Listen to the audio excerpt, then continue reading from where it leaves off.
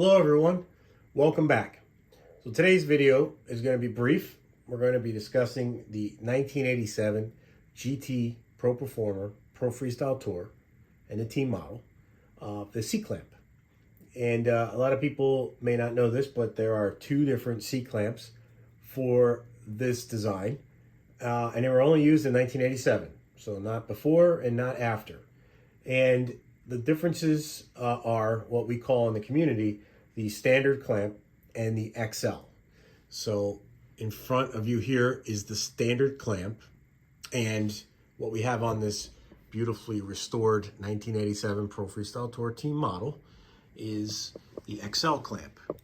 And you can see that they look very similar in design, except the XL is taller. It has a larger diameter, a larger gap here, and believe it or not, the size of the fastener, even the hex nut, is larger on the XL. And you can almost see that just looking at those two right there side by side. So they're two different, and there's some belief as to why this is, but generally speaking, the seat post is a smaller diameter than the seat mast hole, so the seat post can go in. But what people don't realize is when you clamp on the keyhole in the back, which is milled and drilled, that section collapses and grabs the seat post when you tighten the clamp to keep the seat post from moving, which keeps the seat in the right proper height. But actually they're the wrong size. So you over exaggerate that clamping force and you can actually crack that keyhole back there from landing on the bike very hard when you're doing tricks, ramp riding, things like that. So besides bending the post, the seat post, you can actually crack that back there. So the oversized clamp was used primarily on the Dayglow Pink versions of the 1987 bike. And this is because underneath this Dayglow Pink is a white base coat. So the white powder goes on first, followed by a secondary coating of the pink, which gives it that fluorescent look that we all love. And because of that, the coating thickness is doubled. So a lot of times you end up with, you can't even read the 4130 in that coin roll. The powder is kind of heavy there. You can still make out the GT logo and the serial number and such, but in some areas, it's thick. So there's pretty much 2 layers of coating, and that on the outside of that post, trying to get into that seat mast hole, sometimes has a lot of interference, and you can't get your seat clamp over the top layer of that extra paint or powder, I should say.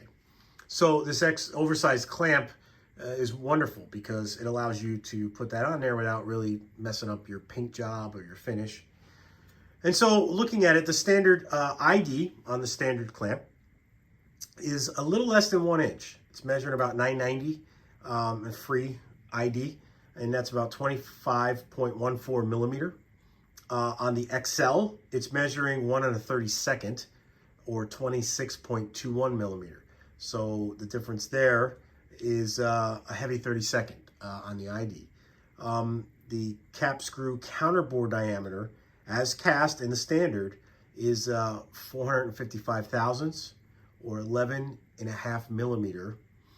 On the XL, it is 530 thousandths or 13.46 millimeter. The hex flat-to-flat provision for the nut that is actually cast in is 467 thousandths on the standard, 11.86 millimeter. On the XL, it is 482 thousandths or 12.24 millimeter. The overall height of the clamp, so the standing height that you see here, on the standard, it is 3/4 or 19 millimeter. On the XL, it is 815 thousandths or 20.7 millimeter. The overall length from the front to the back is 1.790, 1 inch 790 thousandths. On the standard, that's 45.46 millimeter. On the XL clamp, It is 1.880 inches or 47.75 millimeter. So the free rear clamp gap, that's the gap that's back here, just free ranged without clamping. That is 220 thousandths on the standard clamp, or 5.58 millimeter. On the XL, it is exactly 1/4 inch, so it's larger, 6.35 millimeter for our metric friends. So those are the differences between the two clamps. They're vastly different. You can tell them apart just putting them side by side. And there's no way you can mix them up. And they were only used for 1987, like I said. And so now you know something new. If you already knew that, awesome. If you didn't, make sure you get the right one. So if you're going after a Dayglow Pink, you might want to look at the XL clamp just to make your life easier.